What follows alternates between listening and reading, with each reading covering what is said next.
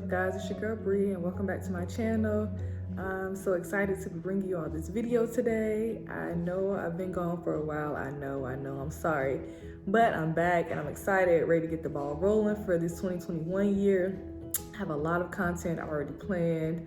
I don't think I mentioned before, but I want this to be a all-around, well-rounded, however you want to describe a channel.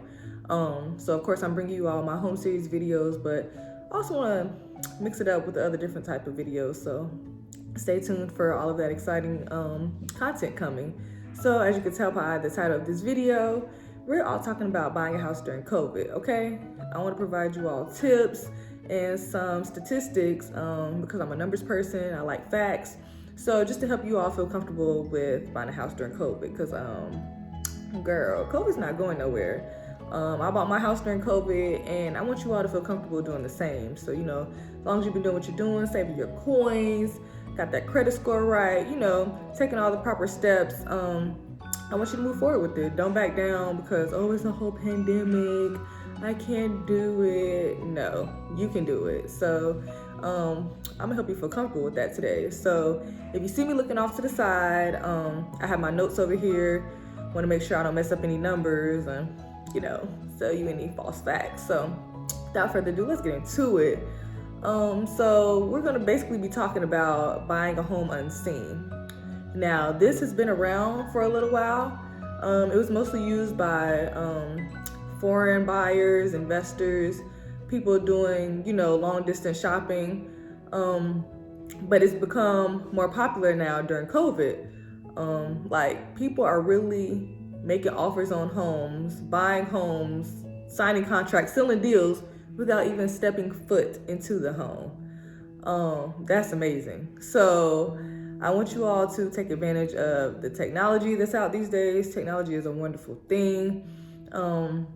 And just go for it, you know? So without further ado, let's get into these tips. I have 4 tips for you. The first one is working with an agent. Now, I stayed in my same state when I bought my home, so I was already familiar with the area, so I necessarily didn't get an agent.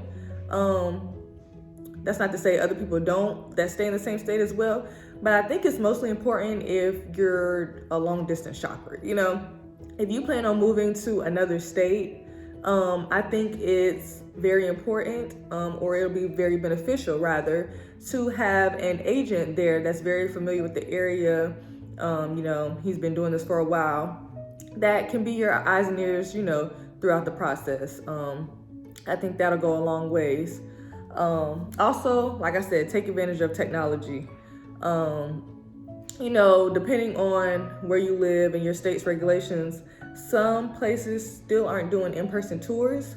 So take advantage of like the virtual tours that are online. 3D home tours have been up by 600% just during this pandemic. Like, that is amazing.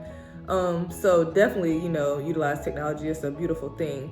You know, if you are working with an agent and you're long distance, and they go for a showing, have them FaceTime you, you know, while you're at that, or while they're at that showing.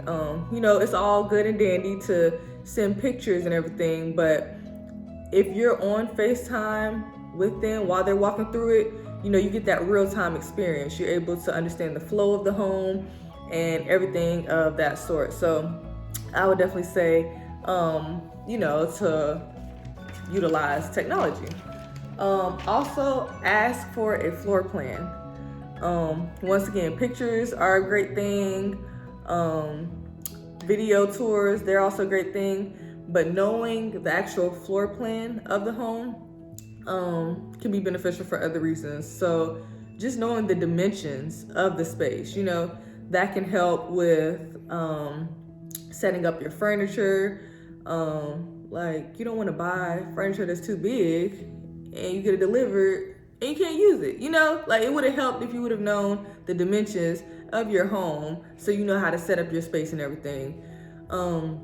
Also just knowing like if your home office will share the same wall as the laundry room. You know, like I'm working from home right now during COVID and my laundry room is pretty noisy, so I wouldn't like it if, you know, my office shared the same wall as the laundry room because it can get a little loud. So like I said, a floor plan can help out with those types of things. And the fourth tip is getting an appraisal and a home inspection.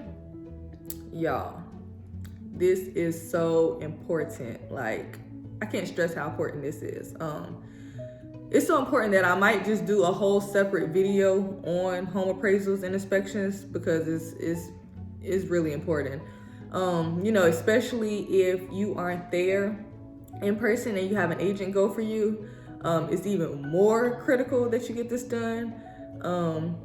And a lot of times the builder, whoever's building your home, will go ahead and get an appraisal and an inspection for you and provide you with the documentation. But let me tell you, keep in mind that your builder is the one, trying to sell you this home. So they can kind of tweak things, here and there to make it work in your favor. So, needless to say, I recommend getting your own appraiser and home inspection just to make sure everything works out. Like, you want that expert documentation saying this is the value of your home.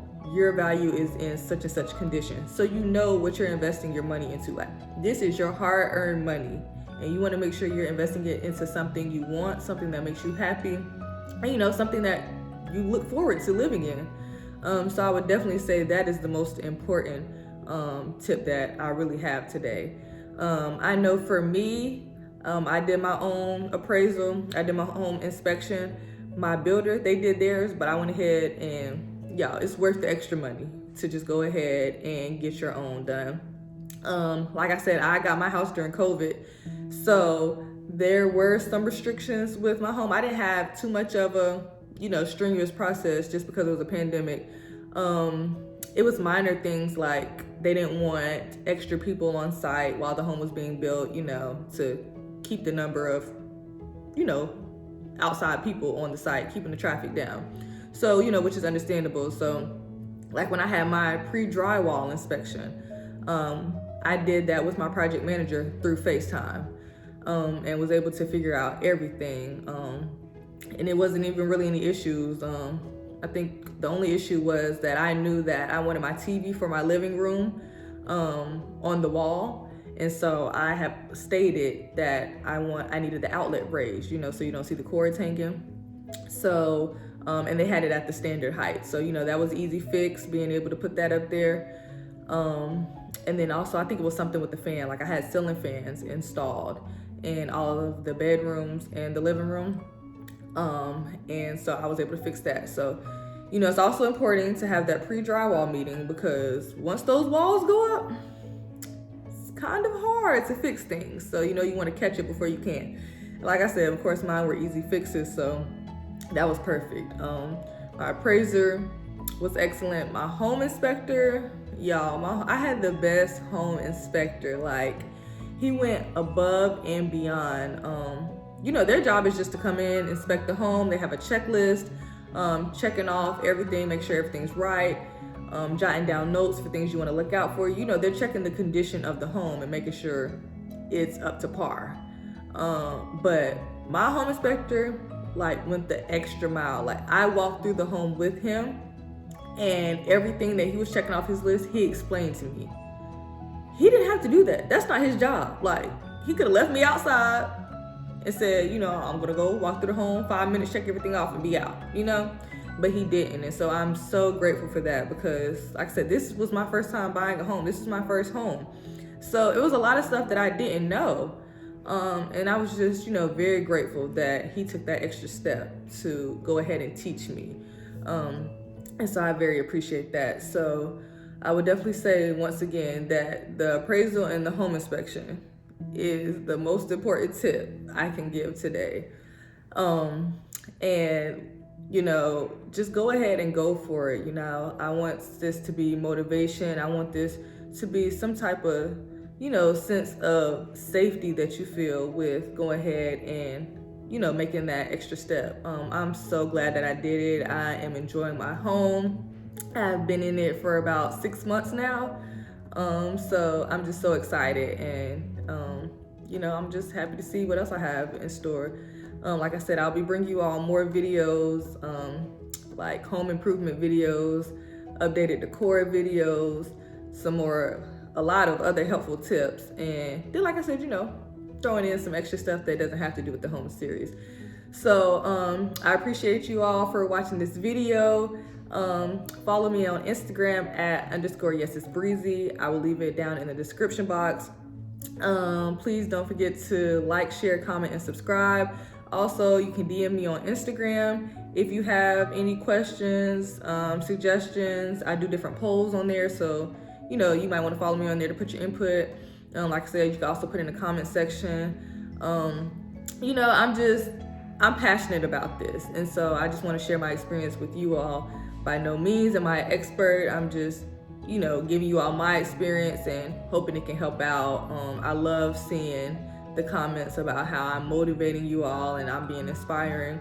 That's what this is all about. So I appreciate you for watching this. Stay tuned for more exciting content coming up, and I'll see you in my next video. Bye.